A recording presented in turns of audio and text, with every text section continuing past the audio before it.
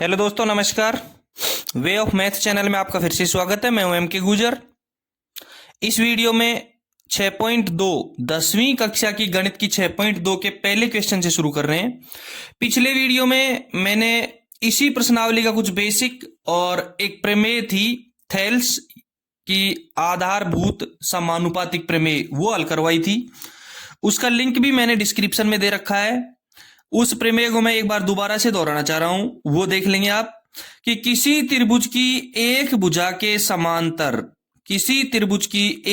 के समांतर अन्य दो भुजाओं को भिन्न भिन्न बिंदुओं पर प्रतिच्छेद करने के लिए एक रेखा खींची जाए तो ये अन्य दो भुजाएं एक ही अनुपात में विभाजित हो जाती हैं। इस प्रमेय का 100% रोल है इस प्रश्नावली में। और इसकी एक विलोम प्रमेय है, वो है कि यदि एक रेखा किसी त्रिभुज की दो भुजाओं को एक ही अनुपात में विभाजित करे तो वह तीसरी भुजा के समांतर होगी। ये दोनों प्रमेय इसमें 100% काम में आएंगी।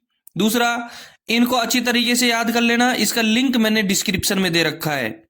और अब 6.2 प्रश्नावली का पहला क्वेश्चन है, वो देखेंगे आप।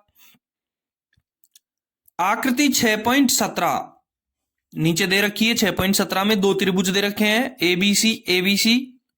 6.17 में 1 और 2 आकृति में डीई समांतर बीसी है। सबसे पहले आपको देख करके ये निश्चित करना है कि हमको डीई और बीसी दिख रही है ना, दोनों समांतर हैं।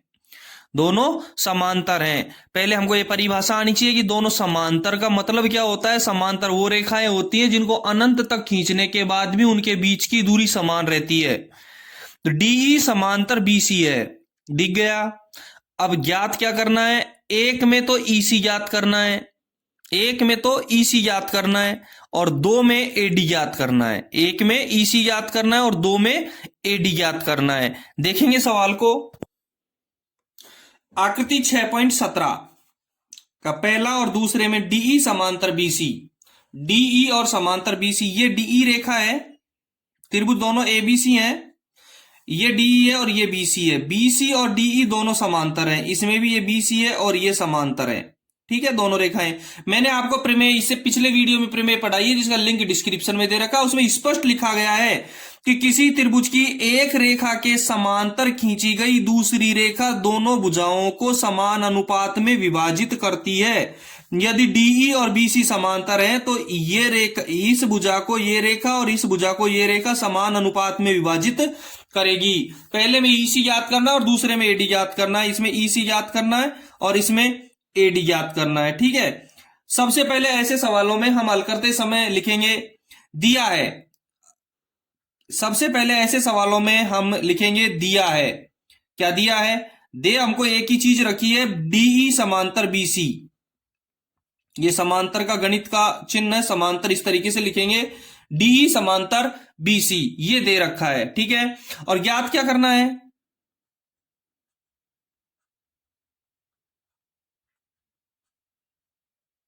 ज्ञात करना है, एक में ईसी ज्ञात करना है और दूसरे में एडी ज्ञात करना है। ईसी और एडी ज्ञात करना है, ईसी और एडी ज्ञात करना है। अब सबसे पहले लिखेंगे उपपत्ति।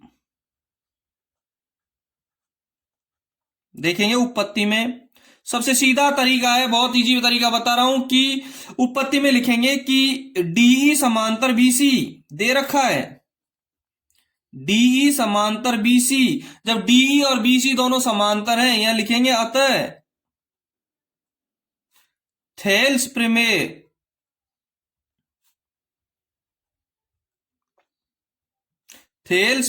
के अनुसार, किसके अनुसार? थेल्स प्रमेय के अनुसार। ये थेल्स प्रमेय से जब डीई और बीसी समांतर हैं तो एडी बटा डीबी बराबर एई बटा ईसी। जब एई बटा ईसी, थेल्स प्रमेय ये कहती है कि किसी त्रिभुज की कि एक भुजा के समांतर कोई रेखा खींची है तो अन्य दो भुजाओं को समान अनुपात में विभाजित करेगी। तो एडी और डीबी में जो अनुपात है वही अनुपात एई और ईसी में है। अब देखो इसको हल कर दो।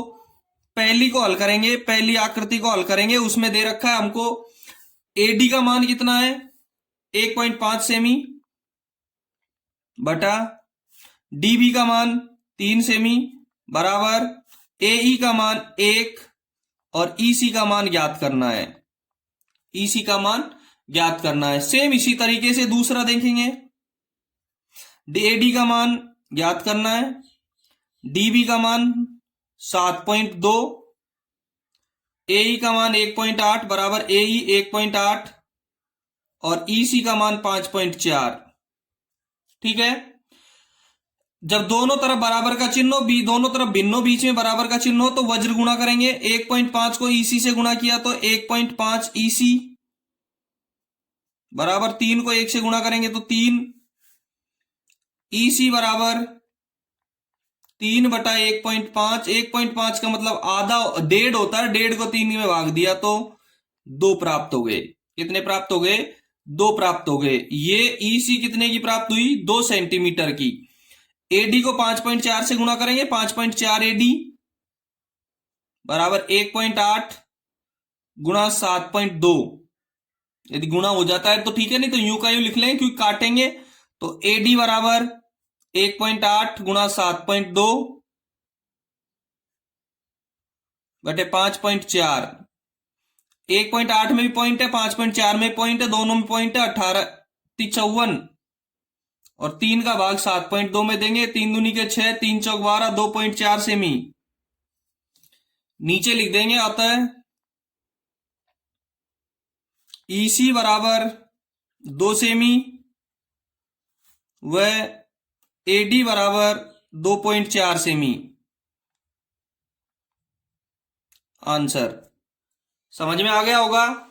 थेल्स प्रमेय हमको आनी चाहिए इसके अनुसार। जब थेल्स प्रमेय आएगी तो यहां लिखेंगे थेल्स प्रमेय के अनुसार, या थेल्स प्रमेय एक बार हमको क्लियर हो जाएगी तो हम इसको आराम से समझ सकते हैं। इसलिए पिछले वीडियो को आप जरूर देखें, लिंक डिस्क्रिप्शन में दे रखा है। सवाल समझ में आ गया होगा। एक बार लाइक और शेयर करना और अपने दोस्तों को शेयर करने के बाद चैनल को एक बार सब्सक्राइब जरूर करना। दूसरा क्वेश्चन देखेंगे।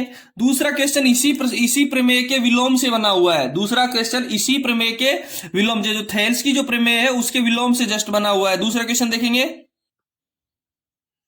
दूसरे क्वेश्चन में आकृति नहीं दे रखी है और दूसरे क्वेश्चन में स्पष्ट दे रखा है कि कोई त्रिभुज PQR की भुजाओं PQ और PR, किसी त्रिभुज PQR की भुजाओं PQ और PR पर क्रमशः बिंदु E और F स्थित हैं। एक बिंदु है, एक त्रिभुज है PQR, उसकी PQ पर E बिंदु है और PR पर F बिंदु है। निम्नलिखित में से प्रत्येक स्थिति के लिए 3 स्थितियां दी गई हैं। प्रत्येक स्थिति के लिए आपको यह तैयार करना है, यह बताना है कि EF और QR समांतर है या नहीं है। तीनों स्थितियों में EF और QR समांतर है या नहीं है। तीनों स्थितियों में देखो, पहली में PE, EQ, PF और PR का मान दे रखा है। दूसरी में PE, QE, PF और FR का मान दे रखा है। तीसरी में PQ, PR, PE और PF का मान दे रखा है। यानी कि त्रिभुज के 4 टुकड़े करते हैं एक समांतर रेखा के द्वारा। दो भुजाओं के दोनों अनुपात निकाल करके हमको देखना है कि समान अनुपात में है तो वो रेखाएं समांतर है, और समान अनुपात में नहीं है तो थेल्स की जो प्रमेय है उसके विलोम से देखेंगे कि वो समांतर नहीं है। ठीक है। दूसरा क्वेश्चन देखेंगे। ये दूसरा क्वेश्चन है। त्रिभुज PQR की भुजा PQ और PR पर क्रम से बिंदु E और F स्थित है। त्रिभुज PQR है, कोई त्रिभुज है PQR, मैं त्रिभुज बना देता हूं आपको। ये त्रिभुज PQR है। अब इस त्रिभुज PQR में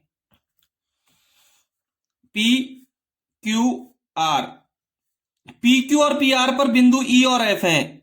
ये P पर E बिंदु है कोई, और यहां कोई F बिंदु है। ये दोनों मिले हुए हैं।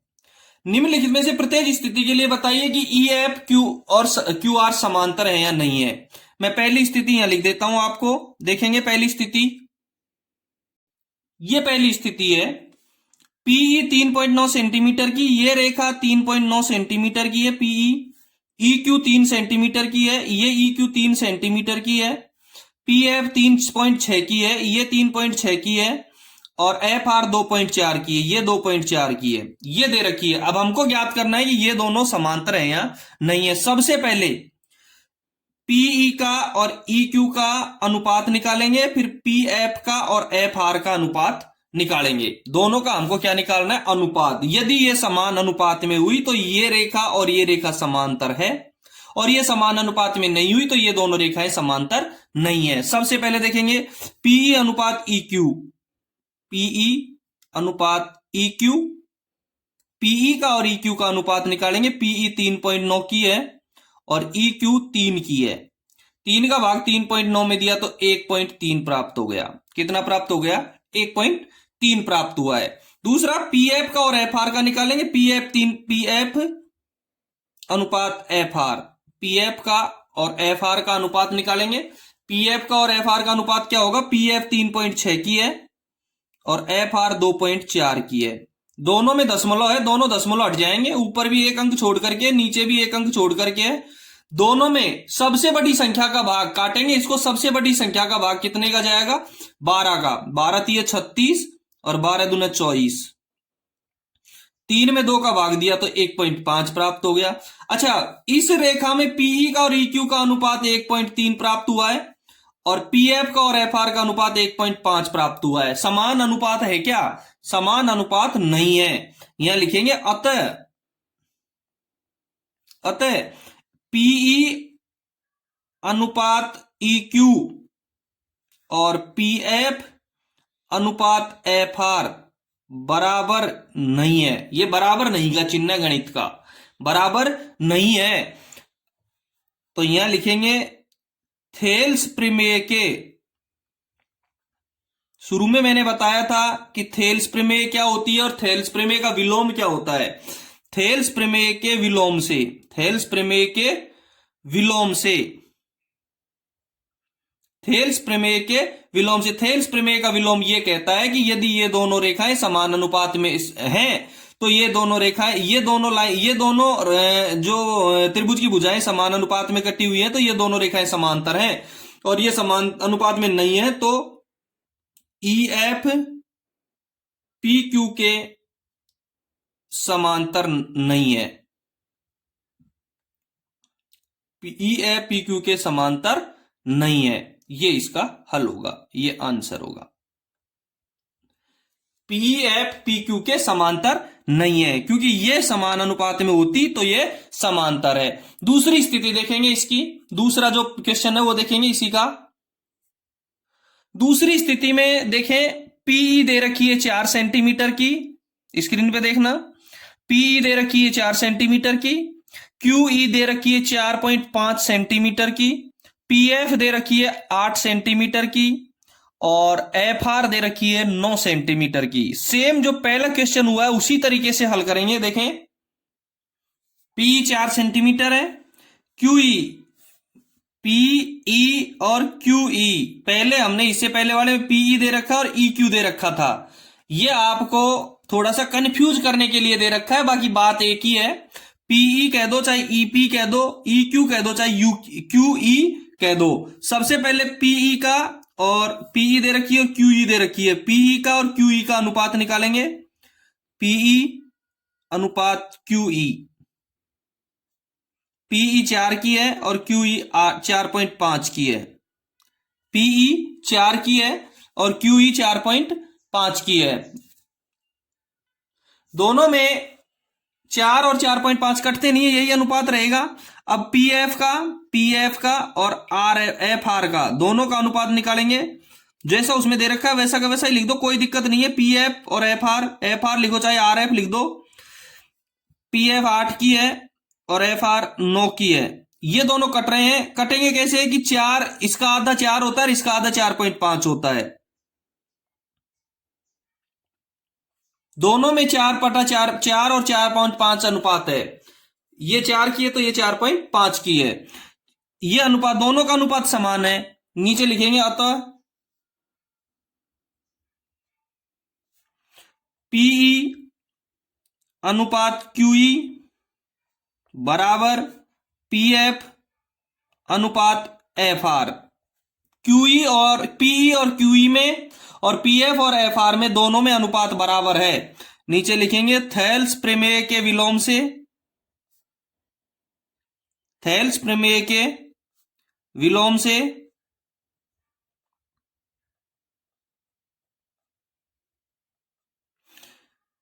थेल्स प्रमेय के विलोम से लिखेंगे ई एफ समांतर क्यू आर।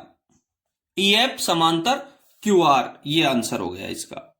ठीक है, समझ में आ गया होगा अच्छी तरीके से। तीसरा क्वेश्चन सेम इसी तरीके से, थोड़ा सा अंतर है तीसरे क्वेश्चन में।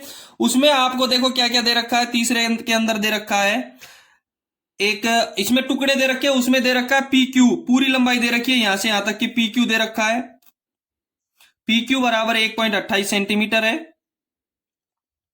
दूसरी लंबाई दे रखी है पी आर, पी आर भी पूरी भुजा की लंबाई दे रखी है, पूरी भुजा की लंबाई है 2.56 सेंटीमीटर।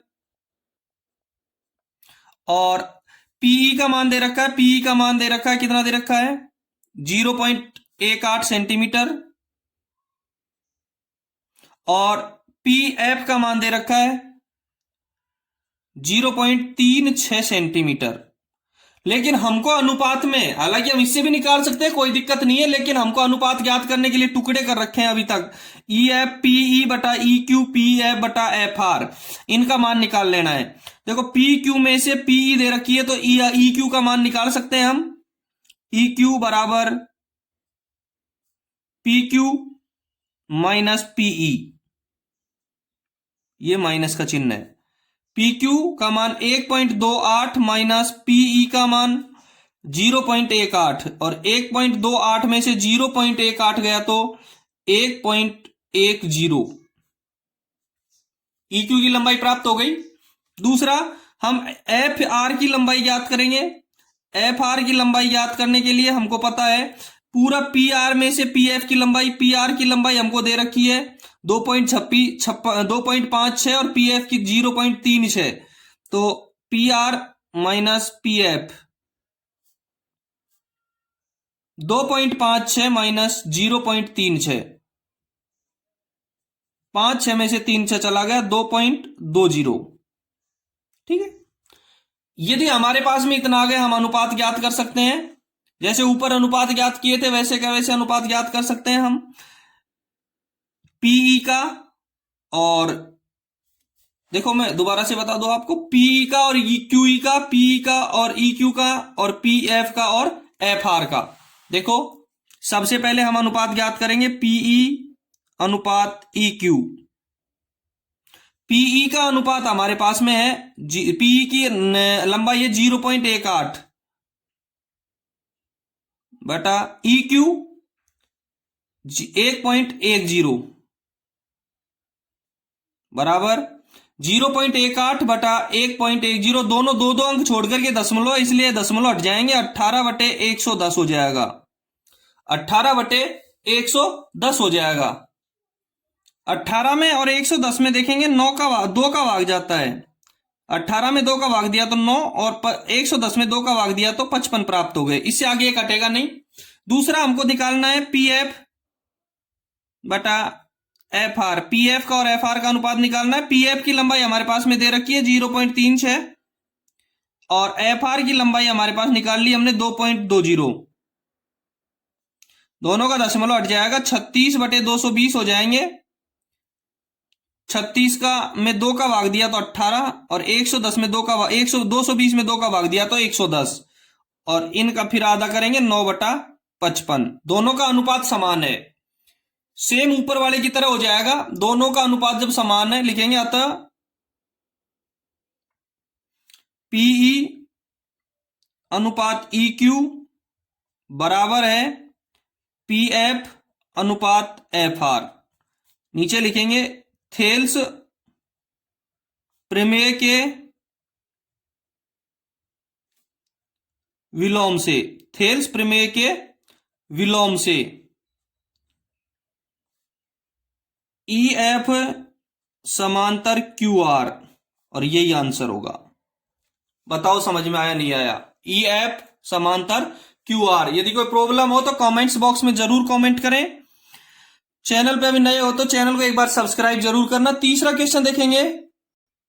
तीसरा क्वेश्चन है, स्क्रीन पे देखें, आकृति 6.18 में 6.18 आकृति दे रखी है। यदि एल एम समांतर सी बी और एल एन समांतर सी डी हो तो सिद्ध करना है ए एम और ए बी का अनुपात ए एन और ए डी के अनुपात के बराबर है। ए एम बटा ए बी बराबर ए एन बटा ए डी, ये सिद्ध करना है। ए एम बटा ए बी और ए एन बटा ए डी सिद्ध करना है। सबसे पहले हम आकृति की तरफ देखेंगे। आकृति में देखो, आकृति में हमको पता होना चाहिए एल एम और सी बी समांतर कैसे है, एल एम और सी बी समांतर कैसे हैं और एल एन और सी डी कैसे समांतर हैं। आकृति में देखें, इसमें आपको दिख रहा है कि दो त्रिभुज हैं। एक त्रिभुज है ए बी सी और एक त्रिभुज है ए डी सी। दो त्रिभुज हैं ए बी सी और ए डी सी। अब एक एक त्रिभुज को देखेंगे। सबसे पहले एबीसी में देखें। एबीसी में बीसी और एलएम के समांतर, दोनों रेखाएं समांतर हैं। एलएम और सीबी दोनों समांतर हैं। तो एलएम और दोनों सीबी दोनों समांतर होंगी तो एएम और एमबी में और एएल और एलसी में दोनों अनुपात 1 होगा। दूसरा त्रिभुज देखेंगे एडीसी में। एडीसी में एलएन और सीडी समांतर हैं तो एएन और एनडी में जो अनुपात होगा वही अनुपात एएल और एलसी में होगा। हल देखेंगे इसका। यह हल है इसका 6.18। यह आकृति है, एल एम और सी बी समांतर हैं। ये एल और एम है। हमने ए सी से इसको दो टुकड़े कर दिए, इस त्रिभुज के ए सी से दो टुकड़े कर दिए। एक कर दिया ए बी सी और एक कर दिया ए डी सी। आपको ए बी सी की तरफ ही देखना है, ए बी सी की तरफ ही देखना है आपको। देखेंगे ए बी सी की तरफ ही देखेंगे। ये लो, अब ए बी सी दिखाई दे रहा है हमको एबीसी दिखाई दे रहा है। अब देखेंगे इसमें, इस त्रिभुज में एल एम और सीबी दोनों समांतर हैं तो ए एम में और एम बी में जो अनुपात होगा वही अनुपात ए एल और एल सी में होगा। बस यही समझने की चीज है। दूसरा ऊपर से देखेंगे, नीचे का देखेंगे ए डी सी। इसमें एल एन और सी डी दोनों समांतर हैं तो जो अनुपात ए एल में और एल सी में होगा वही अनुपात ए एन और एनडी में होगा। इतना यदि आपको समझ में आ गया तो आपका सवाल कंप्लीट हल हो गया। दूसरा, प्रमेय जरूर देख लेना पिछले वीडियो की। प्रमेय यदि आपके समझ में आ गई, सारी प्रश्नावली उसी प्रमेय के ऊपर टिकी हुई है। देखो हल कैसे करेंगे। सबसे पहले लिखेंगे दिया है। अब दिया है, क्या दिया है हमको ये देखेंगे आप प्रश्न में। इसी से नंबर बनते हैं। 6 नंबर का क्वेश्चन आएगा तो बहुत इंपॉर्टेंट है। एल एम और सीबी दोनों समांतर हैं। दिया है एल एम समांतर सीबी, एल एम समांतर सीबी और एल एन समांतर सीडी। एल एम और सीबी समांतर हैं और एल एन और सीडी दोनों समांतर हैं। ये हमको दे रखा है। सिद्ध क्या करना है, सीधा सा दे रखा है, सिद्ध करना है। बहुत शॉर्ट तरीके से सिखाऊंगा आपको, अच्छे तरीके से। ए एम बटा ए बी, वीडियो को स्किप नहीं करना, एक एक पॉइंट देखना, क्लियर समझ में आएगा। ए एन बटा ए डी, ठीक है, ये सिद्ध करना है। उत्पत्ति लिखेंगे। एक एक त्रिभुज लेते हैं हम। सबसे पहले आपको दूसरे त्रिभुज की तरफ देखना ही नहीं है, एबीसी की तरफ देखना है। त्रिभुज एबीसी, त्रिभुज एबीसी में एबीसी की ही तरफ देखना है। ए बी सी, इसमें हमको पहली बार सिद्ध करने के लिए पहली बार दिया हुआ है कि एल एम और सीबी दोनों समांतर हैं। एबीसी में एल एम समांतर सीबी दोनों समांतर हैं। एल एम और सीबी दोनों समांतर हैं तो लिखेंगे थेल्स प्रमेय से, सीधा सा है।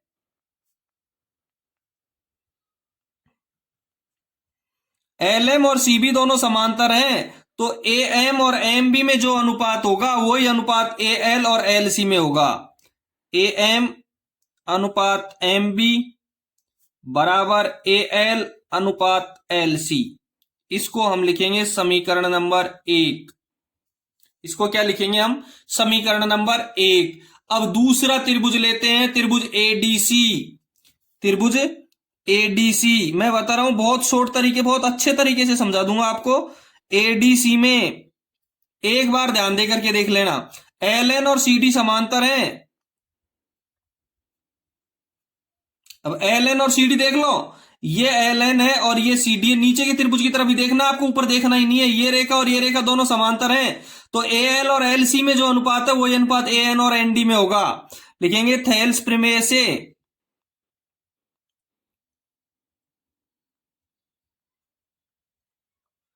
AL अनुपात LC बराबर AN अनुपात ND।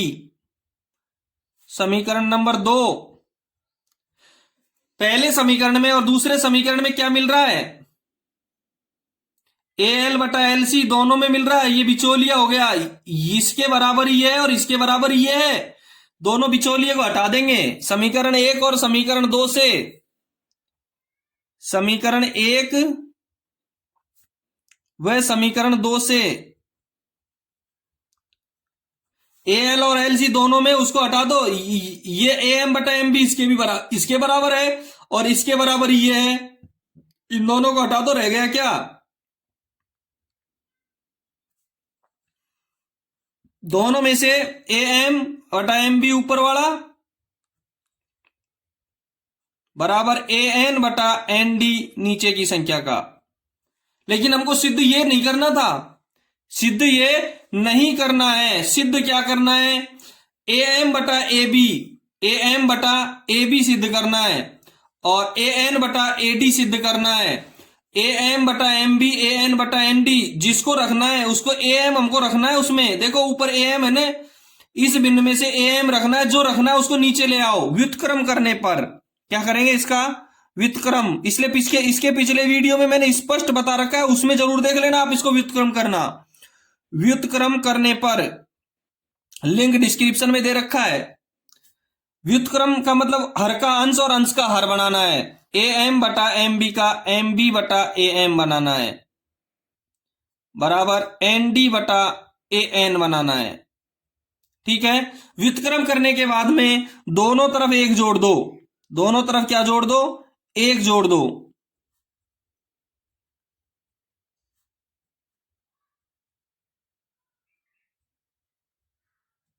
दोनों तरफ एक जोड़ेंगे तो देखो MB बटा AM प्लस 1 बराबर ND बटा AN प्लस 1। इसका LCM आ जाएगा AM का भाग AM में दिया 1 को MB से गुणा किया, MB यूं का यूं प्लस 1 AM से गुणा हो जाएगा तो AM यूं का यूं आ जाएगा। सेम इसी तरीके से इसका LCM AN आ जाएगा। AN को AN हट गया ND और प्लस 1 AN से गुणा हो जाएगा AN आ जाएगा। ऊपर देखेंगे हम AM MB और AM MB में AM जुड़ गया, क्या बन गया? MB में AM जुड़ गया, क्या बन गया? AB बन गया। तो ऊपर लिखेंगे हम AB बटा AM बराबर ND में AN जुड़ गया, ND में AN जुड़ गया, ये ND है ये AN है, दोनों में जुड़ गए तो AD हो गया। लिखेंगे इसका AD बटा AN और एक बार फिर व्युत्क्रम कर दो। व्युत्क्रम करने पर अब व्युत्क्रम में अंश का हर और हर का अंश AM बटा AB बराबर AN बटा AD, यही सिद्ध करना था। लिखेंगे इति सिद्धम।